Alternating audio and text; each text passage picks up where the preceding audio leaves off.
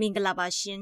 ်ခေတ်သစ်သတင်းဌာနကနေသတင်းများကိုတင်ဆက်ပြီးတော့မှာဖြစ်ပါတယ်အခုပထမဆုံးတင်ဆက်ပေးမယ့်သတင်းကတော့စစ်ကော်မရှင်က၎င်းတို့စစ်မနိုင်သည့်မြို့နယ်56မြို့နယ်တွင်ရွှေကောက်ပွဲမကျင်းပနိုင်ကြောင်းဝန်ခံနေဆိုတဲ့သတင်းကိုတင်ဆက်ပြီးတော့မှာဖြစ်ပါတယ်စစ်အာဏာသိမ်းမှုကိုတရားဝင်ဖြစ်စေရန်ရည်ရွယ်ပုံဖော်နေသောရွှေကောက်ပွဲကျင်းပနိုင်ရန်အတွက်စစ်အုပ်ချုပ်ရေးကြီးညာ၍ထိုးစစ်ဆင်တိုက်ခိုက်နေသည့်မြို့နယ်များကိုစစ်မနိုင်တော့သဖြင့်ရင်းဒေသများ၌ရွှေကောက်ပွဲမကျင်းပနိုင်ကြောင်းစစ်ကော်မရှင်ကဝန်ခံထုတ်ပြန်လာပါတယ်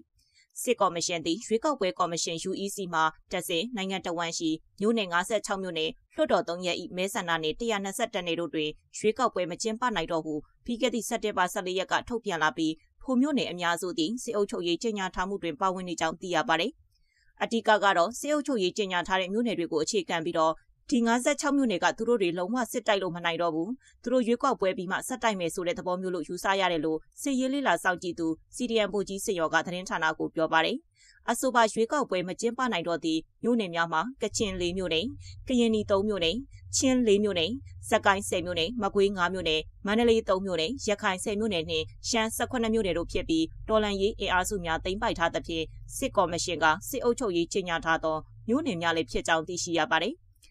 စစ်ကော်မရှင်သည်ခုခံတော်လှန်မှုများကြောင့်ပြီးခဲ့သည့်ဇူလိုင်31ရက်ကတိုင်းနယ်ပြည်နယ်9ခုရှိမြို့နယ်63မြို့နယ်ကိုစစ်အုပ်ချုပ်ရေးကြီးညာခဲ့ရာကချင်တွင်စွန်ပရာဘွန်ရွှေကူအင်ချမ်းရန်စော်လော်နှင့်ချီဖွေမြို့တို့ဖြစ်ပြီးရွှေကူမှလွှဲ၍ရွှေကောက်ပွဲကျင်းပမည်မဟုတ်ကြောင်းထုတ်ပြန်ဆိုထားပါတယ်။ကရင်နီကယားပြည်နယ်တွင်ရှားတော်ဖားဆောင်မဲဆက်နှင့်ချင်းတွင်ကပ်ပလန်ချန်တလန်ပလက်ဝါတွန်းဆန်မင်းတပ်မတူပီဖလန်းမြို့နယ်တို့ဖြစ်ပြီးကရင်နီ3မြို့နယ်နှင့်ပလက်ဝါမတူပီကံပလန်မင်းတပ်မြို့တို့၌လည်းစစ်ကော်မရှင်ကရွှေကောက်ပွဲမကျင်းပတော့ကြောင်းသိရှိရပါတယ်။ရင်းကဲ့သို့စစ်အုပ်ချုပ်ရေးကြီးညာထားသည့်မြို့နယ်အများစုကိုစစ်ကော်မရှင်ကစစ်မနိုင်၍ရွေးကောက်ပွဲမကျင်းပနိုင်တော့ဟုထုတ်ပြန်တော်လဲချန်လက်ထားခဲ့သောမြို့နယ်အချို့နှင့်ကြန့်ရှိနေမည်များအားစစ်မျက်နှာပုံမချဲ့ထွင်လာနိုင်ကြောင်းစစ်ရေးအကဲခတ်များကသုံးသပ်ထောက်ပြပါတယ်။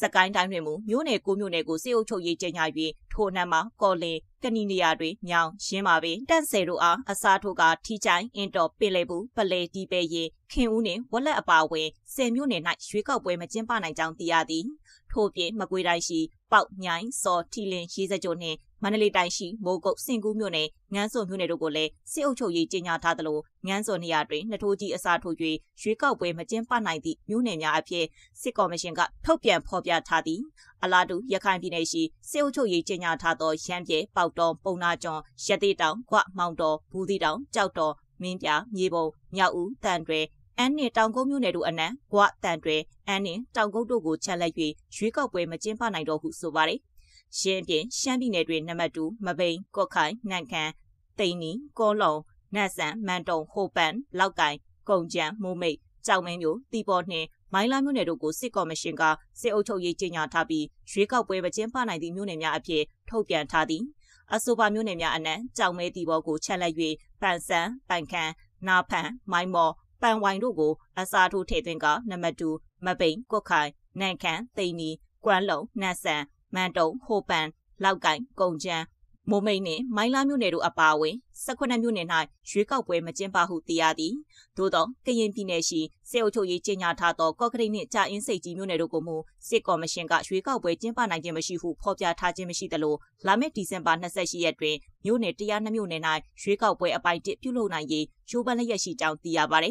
်ဆက်လက်ပြီးဗမောက်မြို့ကိုကာထားသည့်စစ်တပ်ကင်းစခန်းများကိုတော်လှန်ရေးတပ်များကဝင်ရောက်တိုက်ခိုက်နေပြီးတိုက်ပွဲပြင်းထန်နေအင်းတော်ဗမောက်လမ်းပိုင်းကို PDF ကရက်အကန့်အသတ်မရှိပိတ်ထားတယ်ဆိုတဲ့သတင်းကိုတင်ဆက်ပြီးသွားမှာဖြစ်ပါတယ်။စကိုင်းတိုင်းဗမောက်မြို့ပတ်ဝန်းကျင်ရှိအကြမ်းဖက်စစ်တပ်ကကင်းစခန်းများကို PDF တပ်ဖွဲ့များဝင်ရောက်တိုက်ခိုက်နေပြီးတိုက်ပွဲဆက်လက်ဖြစ်ပွားနေကြောင်းပြည်သူ့ကာကွယ်ရေးတပ်မတော်စစ်ရေးသတင်းရင်းမြစ်ကသတင်းဌာနကိုပြောကြားပါတယ်။စက်တင်ဘာလ14ရက်နေ့ယနေ့အချိန်စတင်ပြီးဗမောက်မြို့ဝန်းကျင်ရှိအကြမ်းဖက်စစ်တပ်ကကင်းစခန်းများကို PDF ပူးပေါင်းတပ်ဖွဲ့များကဝင်ရောက်တိုက်ခိုက်နေခြင်းဖြစ်ကြောင်းသိရပါတယ်။ထိုတိတွေ့တိုက်ပွဲများသည်ယနေ့စက်တင်ဘာလ16ရက်နေ့ထိဖြစ်ပွားနေပြီးတိုက်ပွဲအတွင်းအကြမ်းဖက်စစ်တပ်ဘက်မှထိခိုက်မှုအခြေအနေနဲ့ကာကင်းစခန်းများကိုသိမ်းပိုက်နိုင်ခြင်းရှိမရှိကိုအတည်ပြုနိုင်ခြင်းမရှိသေးပေ။စက်တင်ဘာ14ရက်နေ့ကစတင်တိုက်နေတာပါ။ဗမောက်မြို့ပတ်ဝန်းကျင်မှာရှိတဲ့စခန်းတွေပေါ်မြို့ကိုကာထားတဲ့ကာကင်းစခန်းကုန်းတွေကိုတိုက်နေတာတိုက်ပွဲကတော့လက်ရှိချိန်ထိဖြစ်နေတော့မယ်မြေပြင်အခြေအနေကိုတော့တိကျအတည်မပြုနိုင်သေးဘူးကာကင်းစခန်းတွေသိမ်းပိုက်ရရှိပြီလားဆိုတော့စုံစမ်းစေပါစစ်ရေးအရာတွေမို့အတည်ပြုမပြောနိုင်သေးတာပါအခုထိလည်းတိုက်ပွဲကဖြစ်နေတော့မယ်ဟု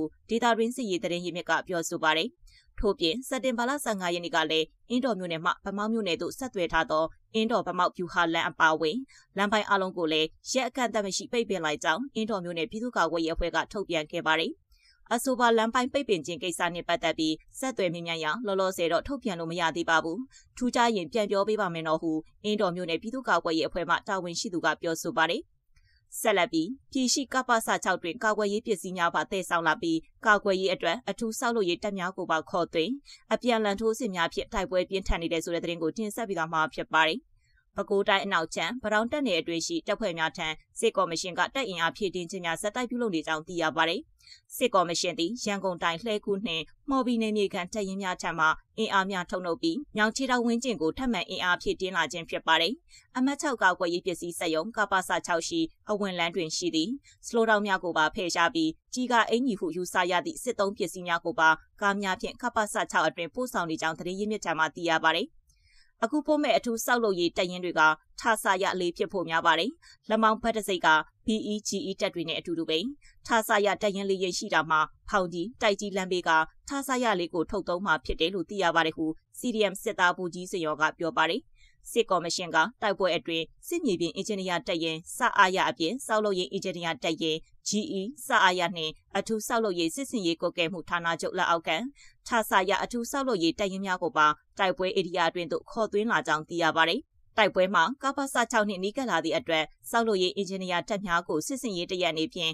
တက်ကုံထုတ်သုံးလာပြီးခြံစည်းရိုးကာရန်ရန်အတွက်ပါစေခိုင်းသွားမည်ဖြစ်ကြောင်းသိရပါတယ်။အာရကတပ်တော် AA နှင့်ပူးပေါင်းတပ်ဖွဲ့များသည်ပြီးခဲ့သည့်စက်တင်ဘာ10ရက်နေ့ကပ္ပစ6အနည်းအထိရောက်ရှိလာပြီးစက်ရုံအတွင်းရှိဘန်ကာများကိုပါလက်နက်ကြီးများဖြင့်ပစ်ခတ်တိုက်ခိုက်မှုများပြုလုပ်ထားခဲ့ကြောင်းသိရပါတယ်။ညောင်ကျိုးကို AA နှင့်ပူးပေါင်းအဖွဲ့တို့သိမ်းပိုက်ပြီးနောက်ညောင်ချီတောက်ပတ်ဝန်းကျင်ကိုပါထိုးစစ်ဆင်လာပြီးစစ်ကော်မရှင်ကလည်းတံပြန်ထိုးစစ်ဆင်ခြင်းများပြုလုပ်နေသည့်အတွက်နှစ်ဖက်တိုက်ပွဲပြင်းထန်နေကြောင်းသတင်းရင်းမြစ်ကဆိုပါတယ်။ကျမရဲ့သတင်းတင်ဆက်မှုကိုဒီမှာပဲရနာခွင့်ပြုပါရှင်။အားလုံးပဲရှင်လန်းချမ်းမြေ့ကြပါစေရှင်။